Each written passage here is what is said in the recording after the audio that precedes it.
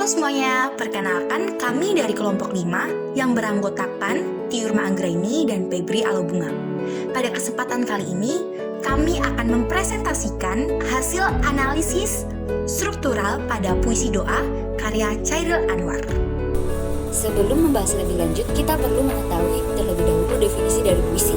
Yang pertama, menurut Waluyo 2005 dalam Laila 2015 menyatakan bahwa puisi merupakan karya sastra yang bahasanya dipadatkan, disempitkan, terdapat irama dengan bunyi yang utuh dan kuat, serta terdapat rangkaian kata yang penuh keindahan dan puitis.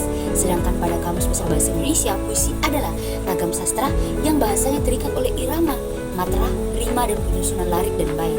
Sehingga dapat disimpulkan bahwa puisi adalah karya sastra yang mengandung unsur-unsur atau komponen-komponen di dalamnya yang dapat memunculkan keindahan dan suatu makna yang mendalam bagi penikmat puisi atau membaca puisi. Adapun ciri puisi yakni puisi terdiri dari beberapa bait. Umumnya setiap bait terdiri dari 4 baris atau lain. Bahasa yang digunakan puisi lebih padat dibandingkan prosa dan drama.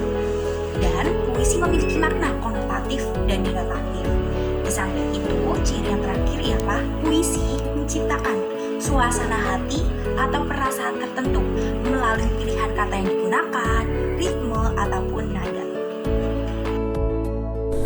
Selanjutnya, unsur pembangun puisi. Pada puisi, unsur pembangun terdiri atas 2, yaitu unsur fisik dan unsur batin. Menurut Herman C. Waluyo dalam Prilia dan rekan penulisannya memaparkan bahwa unsur fisik merupakan unsur yang dapat dilihat secara langsung melalui bahasa atau bunyi puisi. Sedangkan unsur batin adalah unsur yang tidak secara langsung disampaikan oleh pengarang, sehingga membutuhkan penghayatan yang baik akan puisi yang dibaca. Puisi doa diciptakan oleh penulis terkenal yang bernama Chairil Anwar.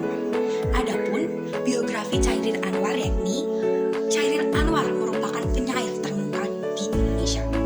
Ia juga merupakan pelopor penyair angkatan tahun 1945. Beliau lahir pada tahun 1922, tepatnya pada tanggal 26 Juli di Medan, Sumatera Utara. Ayahnya bernama Toles bin Haji Manan yang berprofesi sebagai amtenar pada zaman Belanda. Dan ayahnya juga menjadi Bupati Rengat pada tahun 1948. Sedangkan ibunya bernama Saleha yang biasanya dipanggil Mak Leha. Chairil Anwar telah menempuh pelajaran di sekolah dasar teruntuk orang-orang pribumi pada masa penjajahan Belanda yang bernama Hollands Inland School. Beliau kemudian melanjutkan perjalanannya di Mulo. Ketika usianya telah beranjak 18 tahun, dia tidak lagi melanjutkan pendidikannya. Dan ketika Chairil Anwar berusia 19 tahun, sang penulis legendaris tersebut pindah ke Batavia yang sekarang telah berubah nama menjadi Jakarta, tempat di mana beliau berbaur dengan dunia sastra. Setelah menyebarkan karya pertamanya pada tahun 1942, Chairil Anwar terus aktif menulis berbagai karya sastra hingga diperkirakan terdapat 96 karya sastra yang ia ciptakan. Selanjutnya, unsur batin dari puisi yaitu nada dan rasa. Pada puisi, rasa dipahami sebagai suatu sikap yang ingin ditunjukkan oleh pengarang kepada masalah dalam puisi yang dituliskan oleh pengarang. Dan nada merupakan sikap penyair terhadap pembaca puisi yang berkaitan dengan rasa dan amanat pada puisi. Tema adalah gagasan pokok yang diungkapkan dalam sebuah puisi. Tema menjadi penentu penyair untuk menentukan diksi dalam puisi. Salah satu puisi yang terkenal karya Chairil Anwar berjudul Doa, menggunakan tema tentang ketuhanan. Isi puisi doa ialah mengungkapkan dialog dirinya dengan manusia. Hal ini dapat kita rasakan dengan beberapa bukti. Kata Tuhan yang disebutkan beberapa kali memperkuat bukti bahwa seolah-olah penyair sedang berdialog dengan Tuhan. Amanat adalah pesan yang ingin disampaikan penyair kepada pembaca. Melalui puisi yang dibaca, pembaca dapat memperoleh amanat secara tersurat maupun tersirat. Adapun amanat yang terkandung dalam puisi doa ialah rendah hatilah untuk mendekatkan diri kepada Tuhan. Segala keinginan, kebutuhan, serta harapan utarakanlah di dalam doa. Jangan hanya dikala susah ataupun dalam kegoncangan iman baru mengingat dan menyebut nama Tuhan. Melainkan di setiap musim kehidupan apapun, kita sebagai manusia harus mengingat datang kepada Sang Pencipta. Puisi doa mengajak pembaca untuk memiliki kesadaran akan keberadaan Tuhan serta kekuatan Tuhan yang lebih tinggi. Selanjutnya yaitu unsur fisik pada puisi. Yang pertama yaitu diksi. Diksi adalah pilihan kata yang digunakan pengarang untuk menggambarkan suatu makna tertentu dalam puisi. Ningrum 2020 menyatakan bahwa diksi terbagi menjadi dua makna, yaitu makna denotasi dan makna konotasi. Makna denotasi adalah makna kata yang sebenarnya, sedangkan konotasi adalah makna kata yang bukan sebenarnya dan mengandung kiasan. Pada puisi doa terlihat pengarang menggunakan diksi yang bermakna konotasi, ditunjukkan pada kata aku hilang bentuk dan remuk. Kedua diksi ini bermakna konotasi karena menggambarkan kondisi pengarang yang sangat merasa sedih, kondisi pengarang yang bimbang dan penuh frustasi karena merasa tak layak datang kepada Tuhan. Sedangkan makna denotasi terlihat pada kata biar susah sungguh yang menggambarkan keadaan susah pengarang sehingga dia datang kepada Tuhan. Dan juga pada diksi pintumu aku mengetuk bermakna konotasi karena tidak dimaknai bahwa pengarang sedang mengetuk pintu, namun diksi ini digambarkan sebagai keadaan pengarang yang datang dengan penuh pengharapan kepada Tuhan. Selanjutnya yaitu analisis gaya bahasa yang digunakan oleh pengarang dalam puisi ini. Gaya bahasa merupakan cara pengarang dalam menuangkan idenya pada tulisan, dan dalam konteks ini yaitu puisi. Puisi doa karya Chairil Anwar dominan menggunakan gaya bahasa hiperbola. Lalu gaya bahasa hiperbola itu apa? Gaya bahasa hiperbola merupakan gaya bahasa yang melebih-lebihkan suatu kenyataan. Nah, dalam puisi ini terlihat gaya bahasa hiperbola itu pada bait Tuhanku, aku hilang bentuk, remuk. Tuhanku, aku mengembara di negeri asing. Nah, bait ini terkesan melebih-lebihkan suatu kenyataan karena pengarang menggambarkan kesedihan yang membuat tubuh pengarang hilang bentuk, bahkan remuk, yang sebenarnya tidak mungkin terjadi. Sedangkan kata mengembara di negeri asing menggambarkan pengarang melebih-lebihkan dirinya semakin jauh dari Tuhan dengan kata mengembara di negeri asing. Imaji adalah kata atau rangkaian kata yang dapat memperjelas apa maksud dan tujuan penyair. Pengimajinasian dilakukan agar puisi mampu menggugah imajinasi pembaca melalui perintah. Dalam puisi doa karya Chairil Anwar terdapat imaji penglihatan. Di pintumu aku mengetuk, tinggal kerlip lilin di kelam sunyi.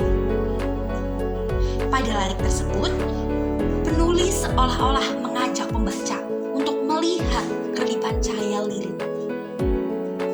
Selanjutnya, dalam termangu aku masih menyebut namamu. Dalam lirik puisi tersebut, kata termangu memberi gambaran orang yang termangu. Gambaran tentang kebingungan yang dilukiskan lebih nyata dan dapat dilihat oleh mata. Selanjutnya yang kedua, imaji pendengaran atau auditif. Merupakan imaji yang diciptakan melalui pendengaran telinga. Imaji tersebut terlihat pada lirik puisi aku masih menyebut namamu. Pada lirik tersebut, penulis seolah-olah mengajak pembaca untuk mendengar ucapan tokoh aku dalam menyebut nama Tuhan. Baris tersebut menggunakan kata-kata untuk menciptakan suara atau pendengaran pembaca.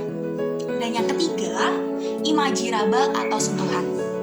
Imaji raba menggambarkan sensasi fisik atau perasaan yang dapat dirasakan oleh pembaca. Adapun imaji rasa pada puisi doa yakni cahayamu panas suci. Pada lirik puisi tersebut, seolah-olah penulis merasakan cahaya yang panas. Tipografi adalah wujud estetik pada bentuk penulisan puisi. Secara umum, sering ditemukan puisi dalam bentuk baris, tetapi ada juga puisi yang disusun dalam bentuk fragmen-fragmen. Bahkan ada juga puisi yang ditulis dengan bentuk yang menyerupai apel, zigzag, ataupun model lainnya. Pada puisi doa, tipografi yang digunakan ialah rata kanan dan kiri. Karena teks puisi doa karya Chairil Anwar menjorok ke kanan maupun ke kiri. Adapun kesimpulan presentasi ini yakni puisi karya Chairil Anwar berjudul doa telah memenuhi kriteria sebagai sebuah karya sastra yang baik. Karena puisi doa karya Chairil Anwar telah melampaui pandang waktu atau yang dinamakan mengkristal.